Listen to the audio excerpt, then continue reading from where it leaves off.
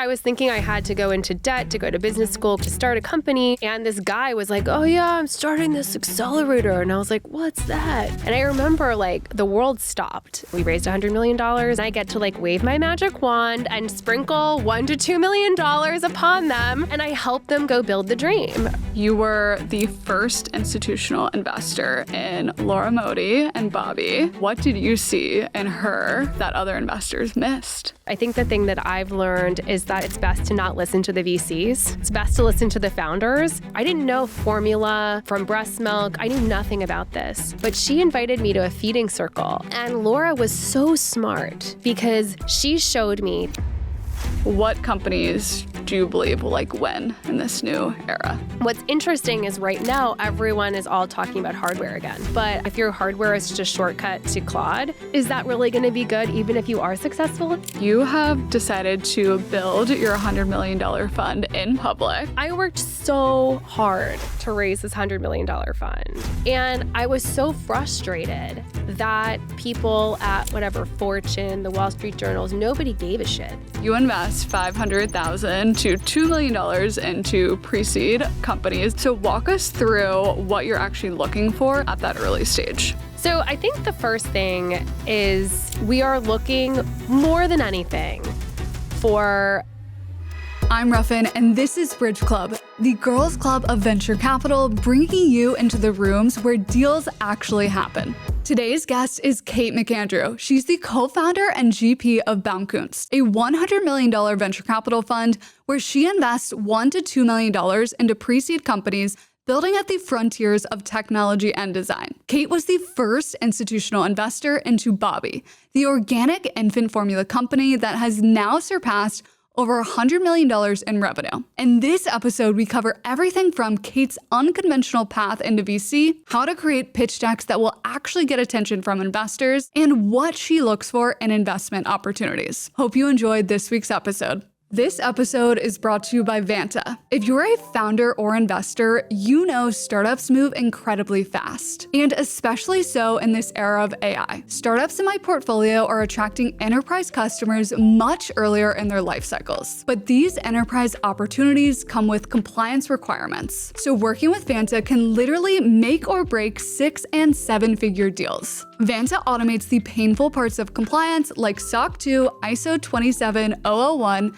HIPAA, and other frameworks so you can focus on building instead of drowning in audit paperwork. With AI changing regulations and buyers' expectations, Vanta continuously monitors your compliance so future deals are never blocked. Vanta knows what's needed and when, and they've built the fastest, easiest path to get you there. That's why fast-growing companies like Ramp and Cursor get in compliance early with Vanta. And right now, Vanta is offering $1,000 off for Brydge Club viewers. If you're building something for enterprise customers, go to vanta.com/Ruffin or check out the link in the description. And huge thank you to Vanta for this partnership.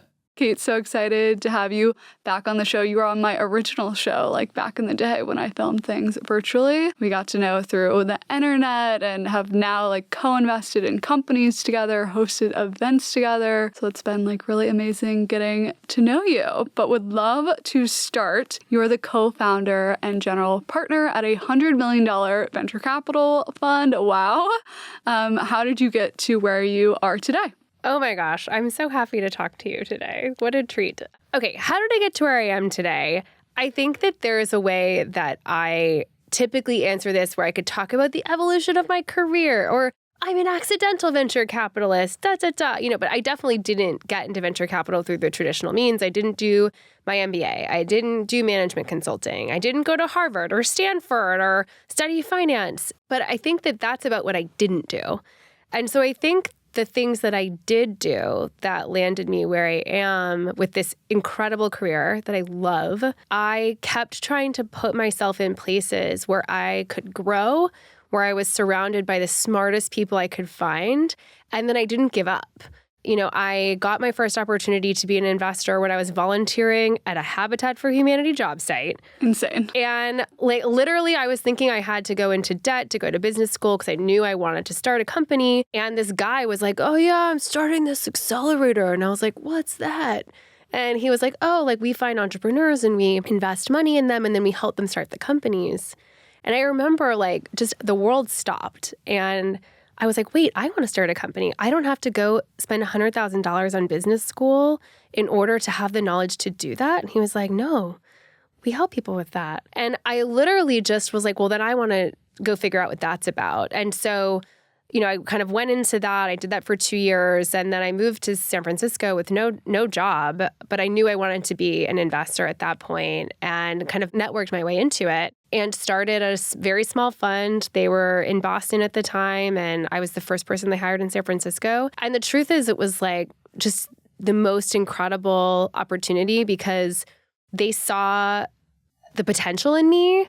And they really like unleashed me and they let me do the work in whatever way I wanted to. And I took a very kind of community first approach to it. And I think one of the things that has kept me in it is I've continued to work with people who really break the mold of what people think venture capital is, what people think investing is. And because I never aspired to be in this industry, I've allowed myself to kind of have spaciousness in how I embody the work. And that has allowed me to continue to love it because I get to redefine it for myself again and again. And so, of course, does that mean I want to work for A16Z? No shade on them. But like, no, that's not my vibe, right? So I had the opportunity to start a fund with a couple of partners in 2022, and we raised $100 million, and it's been just the greatest joy getting to be in it. So yeah, I think that's been kind of my path. It's an odd one, but it's been a really powerful one for me. I think there's so much power to coming into venture with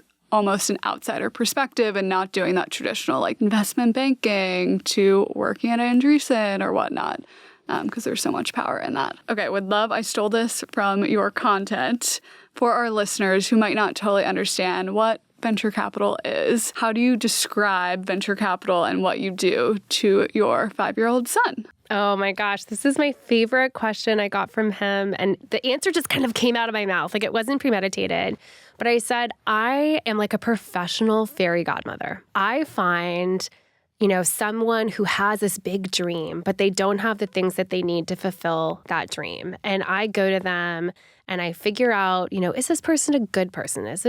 Did they have a dream that is worthy that I can help unlock for them? And I get to like wave my magic wand and sprinkle $1 to $2 million upon them. And I help them go build the dream, right? And I think for me, the reason the metaphor really works is like, I'm not the founder of the company, right? I don't go to the ball. I don't dance with the prince, right? But my job is like, let's turn that pumpkin into a carriage. Let's make sure you have on the exact right ball gown, right? And that you have the tools that you need to go and chart that course. Yeah, for me, that is a really powerful metaphor. And it was interesting because he just got it. So sweet. We need to get you one of those wands. Have you seen on social media? They're the fairy tale wands that connect to your credit card. And you can... Oh, wait, are you kidding? Yes, I'll send it to you. It's I need hilarious. one. I bet we could build something where like I can approve the wire or something with the wand. It's like too good. You I need love that for the office. I love it. So you invest $500,000 to $2 million into pre-seed companies and founders.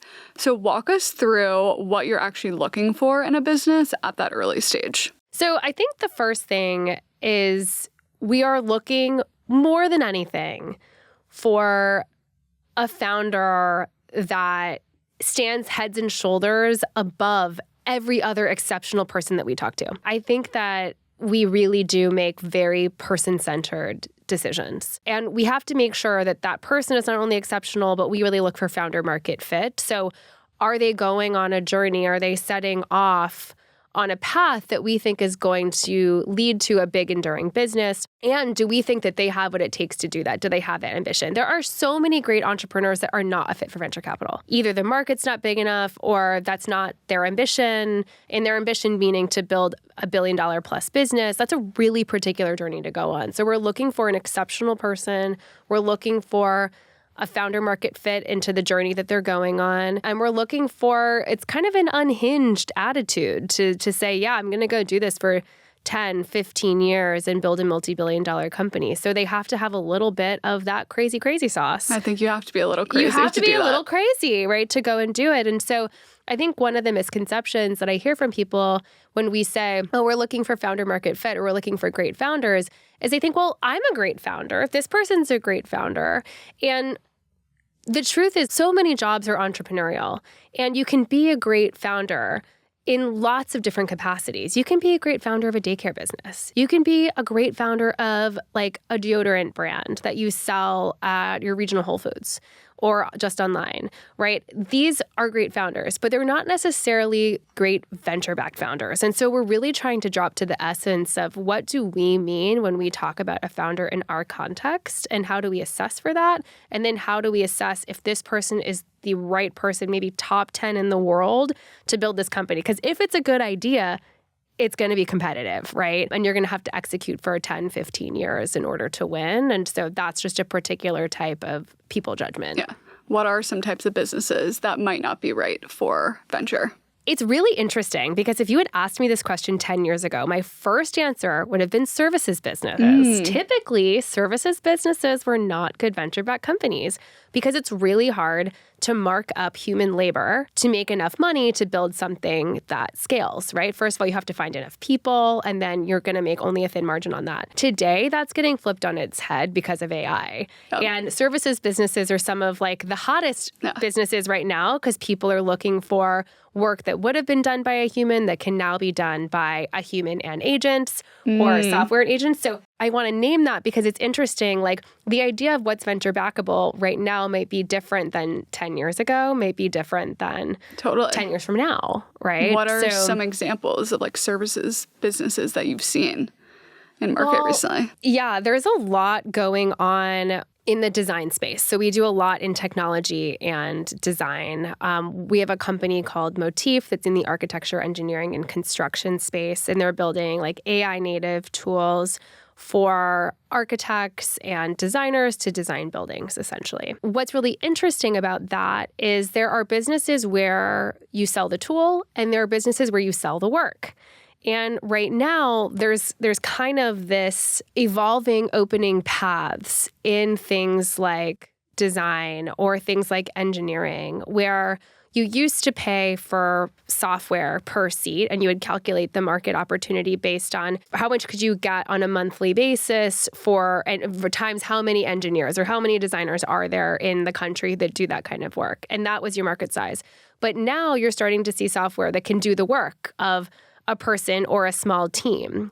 And I don't just mean in architecture. We're not just going to displace architects, but really across the SaaS industry, software as a service industry, where you used to sell an engineer or a project manager or a data scientist a piece of software. Now what's happening is the software is often able to do the work that that data scientist would have done or that project manager would have done. And so the company is no longer really selling the software. They're kind of selling the work. And so that's just one version that's easy to touch because it's an evolution that's happening right now. It's why you're seeing headlines, SaaS is dead, right? I was going to say, do you think SaaS is dead? I don't know. Like, I think the things that they all have to be so dramatic with these headlines. Well, it's so funny. Yeah, everyone is very sensationalist and everybody wants a framework and everybody wants a 2x2 matrix and everybody wants to like sound like they've got some Nostradamus level prediction for what's going to happen to the world. I think the thing that I've learned is that it's best to not listen to the VCs. It's best to listen to the founders. The VCs' best ideas are coming from the founders anyway. Like our job is to perpetually stay close to like the brightest founders. And so I try to do that. I don't declare mass extinction of anything. I try to stay really close to first principles with investing. And so the truth with SaaS or AI or whatever is like you have a problem. Someone has a problem. What's the best way to do that, to solve that problem? And that's going to change depending on the technology available. But keep the problem at the center, build around the problem, and everything will be all right. We can't go into the doomsday spiral. I think people love to pontificate. People love to comment. Yes. People love to pick things apart. Yes. And I have chosen to spend my life with people who prefer to build instead. Yes. So let's talk about what we're making, what we're doing, not what's dead, what's dying, and picking it apart. It's just like much less interesting to me. And it's a lot of brain power that I could be using on something else. Yes, especially on the internet and the fun world of X. Totally, which is why I'm not on X. Same. It's like, why I don't do X? It's like, why would I spend my life sniping at people? Well, we do spend a lot of time on Instagram and TikTok. We sure do, yes, Ruffin. We do. We sure do. Maybe too much time, but we're having fun and we're educating. Yeah. So it's a good place to be. So to that point, I love your viral series on pitch decks. Can you give us 3 of your favorite tips for building decks? It's interesting because the pitch deck tips have been extremely viral. People really want them and they really love them. And I think what's interesting is it's really more about the process of fundraising than the deck itself. And the reason why I did that is because people over-index on the importance of the deck. So my first big tip around pitch decks is it matters less than you think. Yes. Right? And I understand that what happens in the process is founders are so personally attached to their fundraise because so much of themselves is in this business, especially at pre-seed, right? Like they are the majority of what's being judged. And they don't have control over so much, but they do have control over the deck. Yes. And so they can easily obsess about the deck. And so my first big tip is the deck matters a lot less than the intro, right? So if you're going to spend an extra 10 cycles on something, I would spend it on hustling for a better intro to the investor you want to talk to versus iterating on the deck. So the first one is the deck matters less than you think. The second one is really around team. We led a pre-seed round, $750K into a pre-product, solo female founder. And we put out kind of the pitch deck review. And people were really shocked that we even were writing those checks because it's fairly uncommon now. But the thing that she really nailed was the team slide.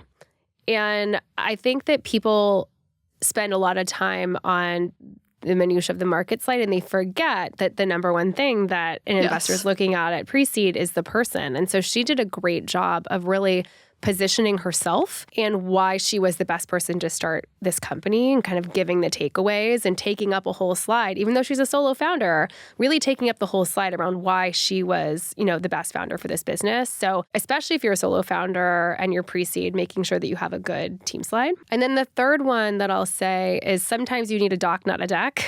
One of the most viral videos was breaking down a pitch deck doc that we, again, another company that we funded while I was making this series. We invested $2.5 million out of the gate, and they didn't even have a deck. And they were happened to be in the Bay Area, really talking to customers, and we kind of caught wind through a member of our collective, Ruffin's in the collective, who kind of nudged us saying, hey, this guy's really interesting. He's moving here. He currently lives in Europe, but he's here talking to customers. We kind of got connected and we were like, oh, do you have a deck? And he was like, no, but I'll put something together. And he wrote this one pager. So again, that's a little bit more about the heat about the intro, but the intro matters more than the document. And sometimes you don't even need a deck. You just need a doc and to have really good conversations if you can get in at the right point. Yeah. And I would say your point second and third point both kind of come back to the founding team and who the team is. Can you share just a little bit more about why you care so much about the team as investors, especially at the pre-seed? I've been doing this since 2012. And the thing that I can say with such clarity is that what you're doing matters a lot less than who's doing it. I have backed a number of companies that had great ideas and great technologies, but the team just wasn't good enough.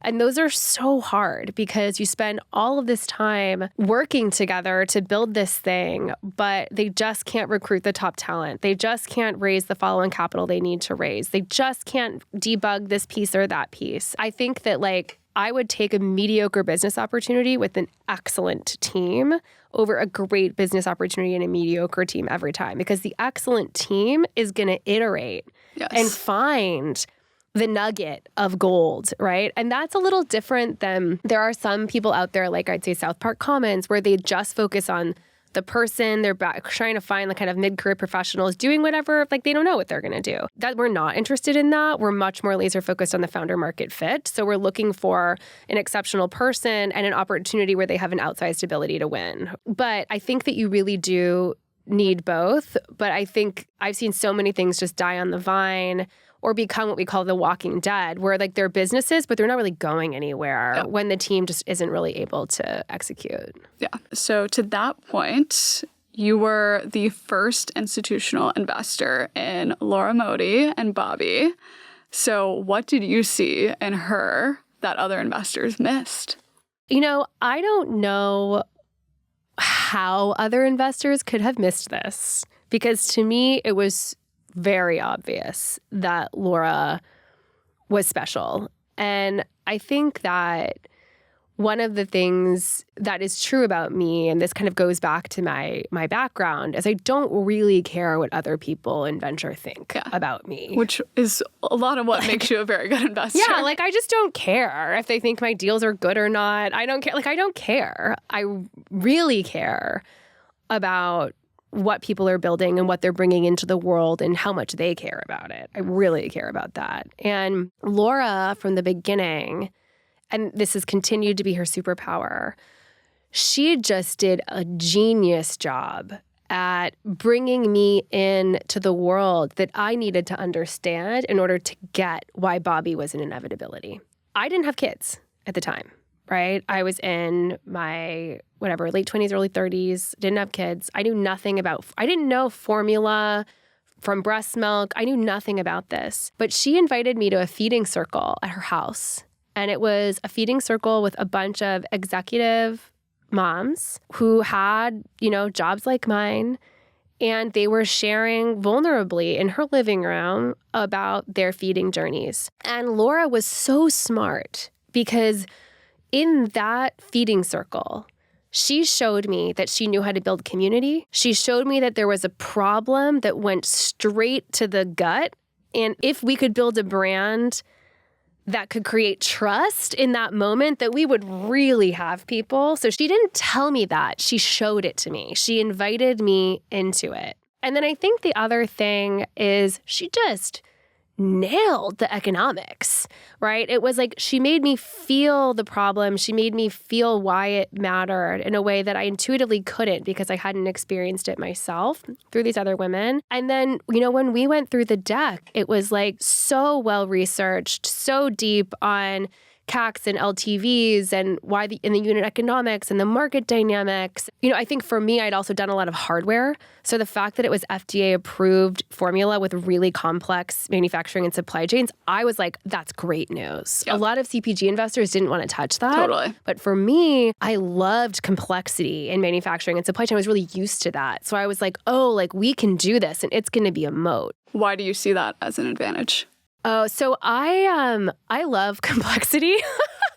I think I really believe in solving hard problems, right? I think if you can solve hard problems, you can create moats that make it more difficult for other people to come and copy you quickly. I think one of the things that kept me out of CPG for a long time, and I've done a lot more CPG since, but Bobbie was really the first, was like, well, sure, you sell this deodorant, but someone else can sell a deodorant tomorrow. Like, how do you maintain pricing power? How do you just build a competitive advantage? And what I saw was because of the manufacturing and supply chain dynamics, it was going to be expensive, risky, and very difficult for anybody to come and build a competitive formula to us. And so I was like, that gives us room to run, right? And so in that context, I felt like being a first mover with kind of the first clean infant formula in the US since the 80s. Insane. Right? Like we had the ability to come out with something differentiated and to really own the story for at least a few years before people came nipping at our heels. We didn't know that the big competitors that would come from regulatory change that invited international formulas in to compete with us, right? That's ultimately what happened. But the great news is that Bobbie has continued to be just a leader in the category and they're doing great. So I feel like even with the international players in the US now, it's like that community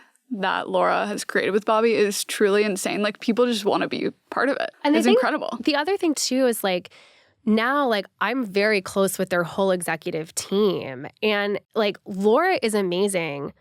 but so is Kim and Sarah and Sarah. And like, there's a Sarah and a Sarah. It's a little confusing. But like, but they are, and the list doesn't stop there. But like, the thing that she does better than anyone is she recruits ungettable talent, right? And she gives them the space and the room to run. And she makes sure that they have what they need to do their job. Totally. And a lot of times, that is the mark of the absolute 1% founders, is their ability to bring those people to the business. And that is truly like Laura's superpower. Yeah. And I think that goes back to like her ability to build community, and like people just like would die to work for that company, which is a huge competitive advantage when you can bring in almost any talent that you want. Yeah, absolutely. And I think that like they moved remote in the pandemic because they had to. They were a company of moms. They had, and so they went really hard on how do we build like a great culture? How do we do it remotely? And we're really innovative in that. And I think that has also helped them to continue to have an edge with their key workforces, which is badass moms. Yeah. Love it. So every VC has an anti-portfolio, which is basically like a company you feel like you missed out on investing on. Do you have one? I sure do. Haunts me to this day. What is it? Well, I learned a lot from this. So I would say it was a really good lesson for me. But I had the opportunity to lead the pre-seed at Mirror. Nice. We had invested the first check into Tonal, which folks may know it's a strength training machine that connects to your wall and uses AI and basically allows you to like do strength training without weight, right? Just using cables and resistance, and really good software. And so I knew the category, and I met Bryn, who founded Mirror, and I immediately loved her. And I just was like, ooh, she's got it, right? She's got it. She had been a professional ballet dancer, and then she went to Harvard, and then she had opened this boutique fitness studio in New York. And she'd been teaching boutique fitness classes there. And I just felt like she really knew her customer. She, like, better than anyone. She understood her customer. She was a solo founder at the time. And I remember I was probably 2-3 years into my career at this point. I was pretty junior. I think I was a senior associate. Maybe I'd made senior associate.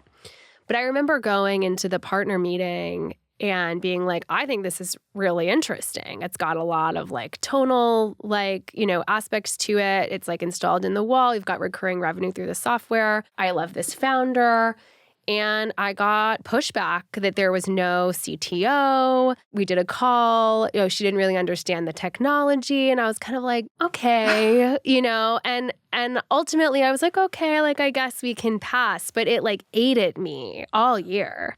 And then, of course, they sold to Lululemon for $500 million not long after that. It was a very quick, and the truth is she did know her customer better than anyone else. And she had a different customer than Tonal. And she built a brand people loved. And I think Lululemon killed it. Sorry, but that's not her fault. The thing is, like, do I regret not doing that deal? Maybe, maybe not. It wasn't my call at that point. Like, I wasn't a partner. I wasn't a principal. I, like, advocated for it. But I think it taught me this lesson, like, never discount someone's strength just because they have a weakness, especially if it's a weakness you can hire for. Yep. And at pre-seed, it can be dangerous not to have a co-founding CTO, but it's also recruitable if you have a strong enough CEO. So I learned a lot in that. And I also learned that, like, man, if you're building something consumer, that CEO better be a brand builder. And that DNA has got to be on the team. Yep. Goes back to Laura Modi and sure does. Bobbie. Yeah, some does. themes there. That kind of leads us into our next question, which I feel like you'll have some thoughts on. In this new era of like AI, where like people can just like create companies overnight, and I feel like businesses are just being killed overnight. What companies do you believe will like win in this new era? It's so interesting. I think one of the things that I find fascinating is people are repitching this exact same ideas that were pitched to me in the 2010s around hardware. So like I came up at a hardware fund, right? Yep. And hardware was really not cool. And then it was really cool. So like 2014, not cool, right? Capital intensive. Oh, how are you going to make any money marking up hardware? Blah, blah, blah. And we're like, no, it's about software wrapped in plastic. It's about the software business that's being delivered through the hardware. Then it got really hot.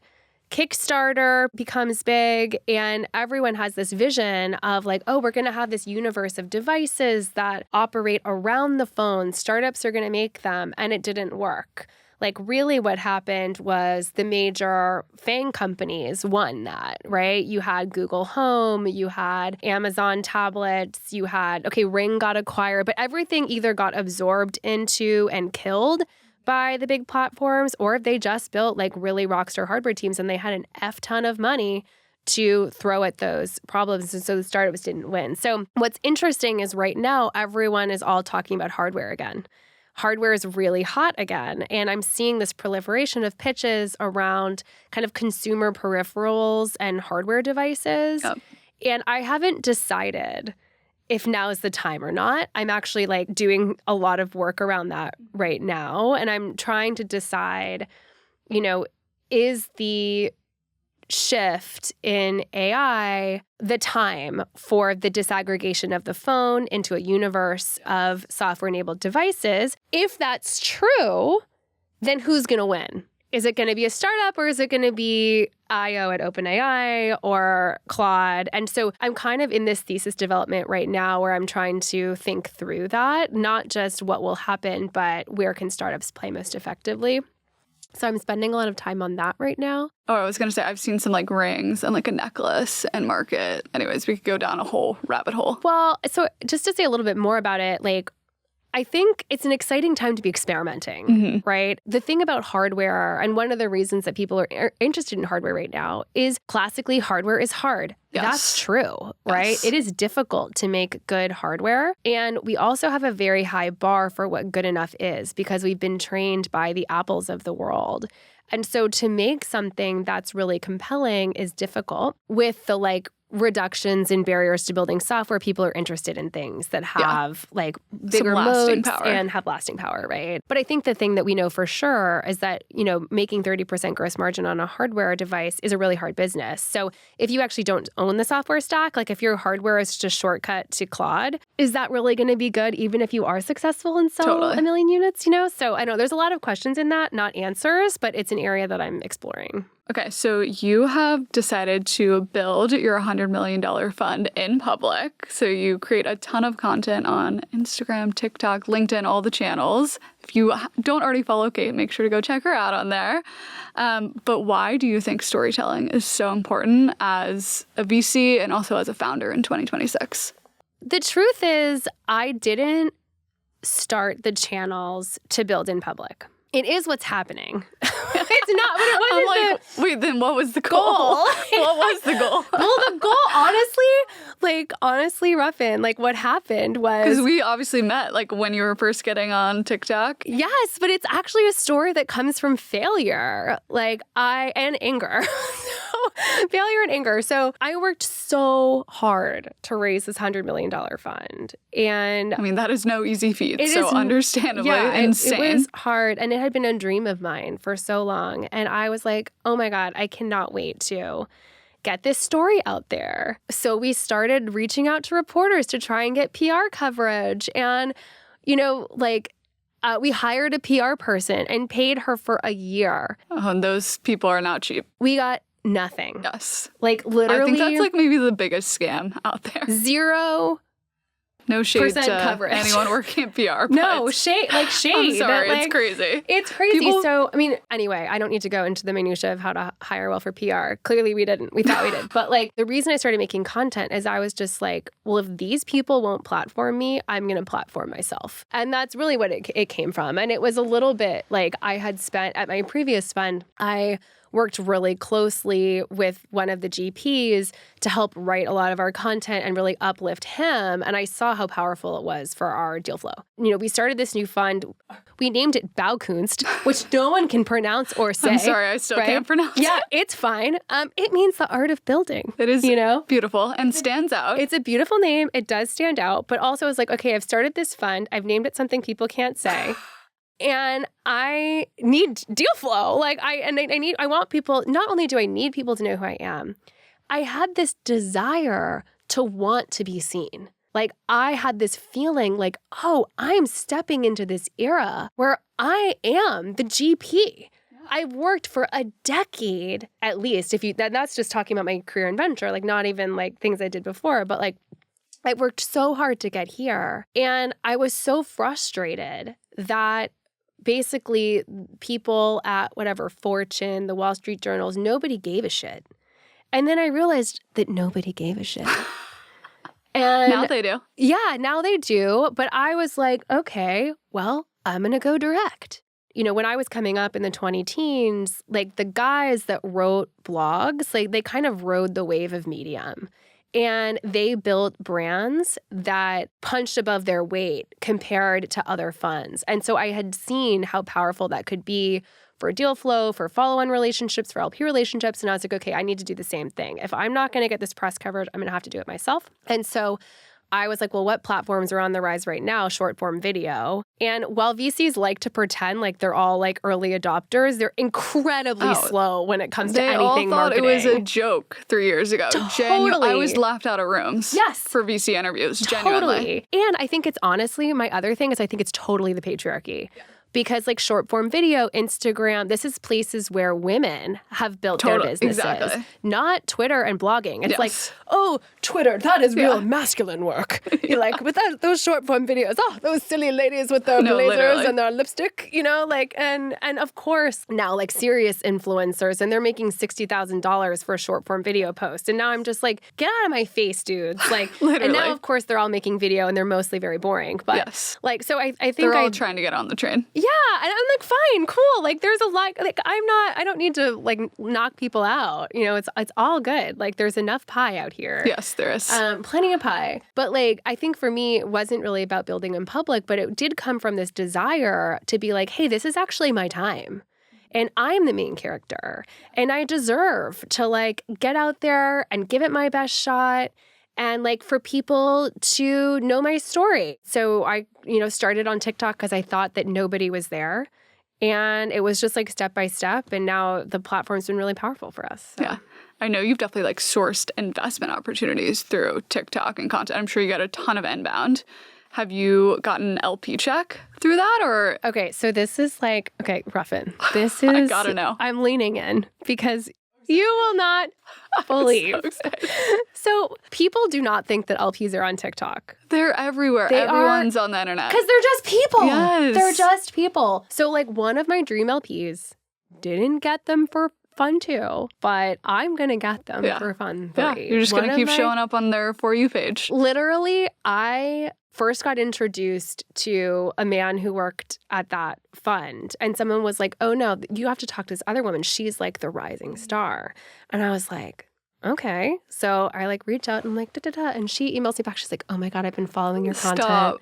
I'm so excited that you reached out. She had watched every video of mine. It's also just a great way for them to like really understand you, what you guys are building. Like it's just so much more than like what a pitch deck can share. So we had an immediate connection and it wasn't a fit for this fund cycle. I met her too late in like our like close timeline. Anyway, it was that thing of like, oh, she had actually seen all the content.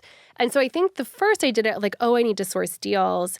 And I didn't source a deal from it for probably a year. But what I found was that people were meeting me another way and then finding my page and then watching a bunch of my content. And all of a sudden they had a sense for who I was, what I thought, what I was interested in. So it was like a very living resume. Yeah. And I would say for our like Fund 2 LPs, I don't know if any of them invested because of the content, but I think it's a piece of just like one way that we demonstrate the way that we're different from other people. A way to stand out. For sure. Yeah. And I think on the founder side, especially as like maybe founders don't need quite as much capital anymore with all the AI tooling out there, like people want to work with investors like you that are like genuinely gonna help them. And they like feel like, oh, I actually want this person on my cap table. Totally. And I think and we know that this has been happening in branding and marketing for a long time of like people don't want to buy brands. They want to buy from people. I think it's one of the things that is so powerful with founder branding and all of the founders in our portfolio. We actually have these content cohorts now that the founders can join if they want to. And they don't have to. But what's amazing is the B2B founders who are coming into the content cohorts and they're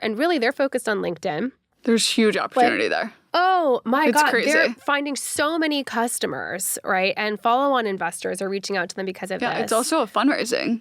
Absolutely. Fundraising, recruiting, like it's all of the above. Absolutely. And I think what's really interesting is, 3 years ago when I started and I still get questions from LPs that are like, they have the skepticism because it's, this seems like kind of lightweight. Is this a waste of time? And I think LPs generally have questions around brand building and how much of it is too much. Is it a waste of time? Is it a distraction? Yeah. To me, I think the name of the game with that is you have to get good at it. You have to get efficient with it. You have to build systems around it. Like, I don't sit there for 2 hours a day and think about what video to make. Like, I have systems, right? And so, like, this is now a part of my job, and I have resourced it and operationalized it just like I would any other part of my job. And it's also just fun. Like, I enjoy it. Yeah.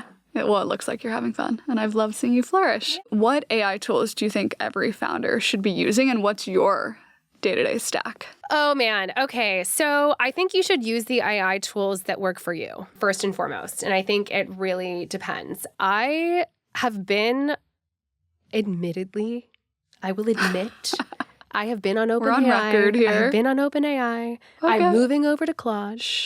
Mostly for politics, to be honest. I think both models are really good. I'm not doing anything that Claude is 100x better at, right? I am moving over mostly because I just think that Anthropic is a better company and more in line with my values, and I do make decisions based on my values. Honestly, a lot of people feel that way, and that, again, goes back to, like, the brand and the storytelling of the founders. Totally. I mean, it reminds me of, like, Uber versus Lyft, right? Like, I remember I used to ride Uber, and then all this stuff came out around Travis Kalanick, and I switched back to Lyft. And I use Lyft to this day. The PR wars of Uber versus Lyft, I'm a retained Lyft user because of that, you know? Like, seriously. And I'll now use Waymo because I like the robots. They're great. Same. I love a Waymo. But, like, I will not take Uber. I'm a particular type of consumer. I care a lot about where my dollars go and what they mean. And that's part of how I choose to show up in my investing. I believe, like, I'm giving someone $1 to $2 million.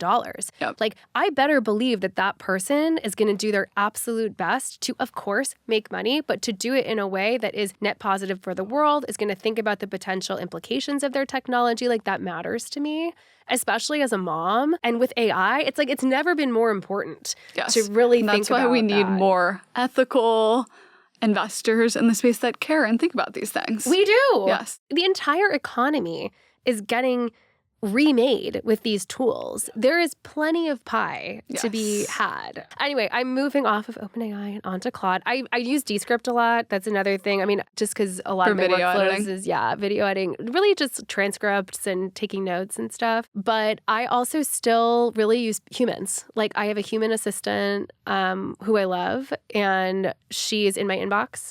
I had just hired another one part-time who lives in Lagos, who's helping me with stuff that, like, AI ostensibly could do, but I really like people. I like working with people, and she came as a trusted referral through a friend. She really wants to get into venture, and I can help, and she can do valuable work for me with, like, a lot of nuance. So I'm definitely using AI in a lot of respects, and I'm also still using people. Okay, let me give you an example. So I built this tool, and it was to help me automate deal sheets. So if anybody doesn't know, if you pitch an investor, they typically have a deal sheet or a memo that they're working on to communicate what's going on with the investment to their team. And they're kind of a pain. They're not fun, right? No. They're not fun to write. But the process of writing them is kind of the process of thinking through. Right? You're Which we don't need to lose that. No, exactly. And so the thing is, I was sort of in this thing, and actually what happened was I heard at a conference that someone who worked at this hotshot fund was, like, using AI to automate the deal sheets. And I was like, oh, well, I don't like doing my deal sheets. Maybe I should do that. And so I iterated on this thing for, like, I don't know, again and again and again. And the deal sheets just got worse and worse. Yeah. And what I realized was, like, I wasn't clarifying my thinking. I wasn't really communicating well with my partners. What was happening was all of the information about the company was getting translated from the pitch deck to the deal sheet, but the thinking wasn't, right? And so that's an area where I built a tool, I used it, and then I stopped using it. Yep. So I am, however, using Claude to go in and, like, clean up memos or deal sheets retroactively. So, like, I'll do the deal sheet. Once we decide to do the deal, then I'll go in and take the data room and be like, hey, help me synthesize all of this, and I'll do, like, retroactive notes to kind of fill it out. But I think it's been, like, an interesting place where a lot of people are wanting to perfectly iterate on the perfect deal sheet tool, but it's actually cutting out the whole purpose of it, which we don't want to lose the critical thinking, which is extremely important in the world of investing. Yeah, absolutely. Yeah. And the judgment. Yes. So let's go to our rapid fire questions to close it out. What advice have you ignored that turned out to be true? The best advice I got was not to get my MBA. So, yeah. I can vouch for that one. No, I was an associate, and I was like, I really should go get my MBA. I never went to business school. You don't need it. And my partner was like, are you kidding? Every post-MBA would kill to have your job. Yes. Stay in the job. Literally everyone I was in the MBA with wanted to be in venture. Yeah. And I don't know, maybe like one woman in my class is actually in venture now. Yeah. So that was good advice that I followed. Yes. What is your secret to getting past imposter syndrome? Exactly. It's so far in the rearview mirror. I'm like reading that. I'm like, Kate is. I do not have imposter syndrome anymore. I actually think social media helped with that, though. Love that. Like, it was like microdosing judgment, you know, to the point where I was like, I can no longer feel this. Well, one hack that I had was clothes. Ooh, yes. So looking and feeling your best. Well, not even. Like, so I actually, this is interesting. So when we closed the fund and I was a GP and we hit our hard cap and all that stuff, I did have like a bit of a personal crisis where I was like, wait, I've spent all this time aspiring, climbing, fighting my way up there. And like, now I'm here. And it was just weird. Like, and I didn't know what to do with it. But my therapist, like, I love clothes. I've always loved clothes. And my therapist was like, I want you to envision, like, what work Kate wears. I want you to dress her. And then I want you to go shopping. Go buy clothes for this vision of yourself. I love this. And it was so powerful because there's I am a woman. I love clothes. And I think in early days, if you had seen me on the street, I was wearing like jeans and like a startup hoodie, which is the least me Very thing. San Francisco. It's so not me. And I tried to like make it my own. I would try to do like a skirt with the company t-shirt or like, but I'm just not a t-shirt girly. We're not doing t-shirts over here. So there was something about this visioning exercise. What does she wear? And dressing myself. And I still do this for events. Like, what do I want to project? Who am I in this moment? And it's helped me to continue to step into this vision of myself, which has then helped me actualize that person. But yeah, imposter syndrome is not something I contend with anymore, which is great. Well, I mean, I think you've figured out the way to get past it. So I'm going to go shopping. We're all going to have to go try this out. Shopping. Yeah, like what's the budget we're working with here? Yeah, well. Yeah, exactly. All right. Who is a woman that has been a big advocate for you and your career? Well, we've been talking about Laura Modi a lot, but I'm going to say Laura Modi. Like, and the thing is that I say advocate because every time I've needed a reference call or I'm trying to close a founder, Laura, who has 4 children. She's busy. A huge which business. Is insane. And she also always looks 10 out of 10 good. Okay? Like, she takes the call the same day. That's incredible. Wow. People often don't understand how important references are. And lots of people have, wished me well or done things, but she has just consistently shown up in this, like, I'm going to close this person for you. And that's amazing. Yeah. So I think to me, like, that has been just such incredible. She also is an LP. Like, she's just been an incredible advocate for me. Nice. Obsessed with that. And then last one, what impact do you want to leave for the next generation of women? I know that my purpose in this life is to really do 2 things. One is like to steward the spirit of my son. Like, it's so clear that that's one of the things I'm doing in this lifetime. And the other is really to uplift women in following their dreams, their heart, whatever it is they aspire to do. And I have really no judgment on what that is. I'm doing it in one way in my career by investing in women, but I hope I do it in other directions in my life as well. And I think that this ability to self-actualize is something that I really prize. Like, I prize freedom and this ability to like have a dream, go after it.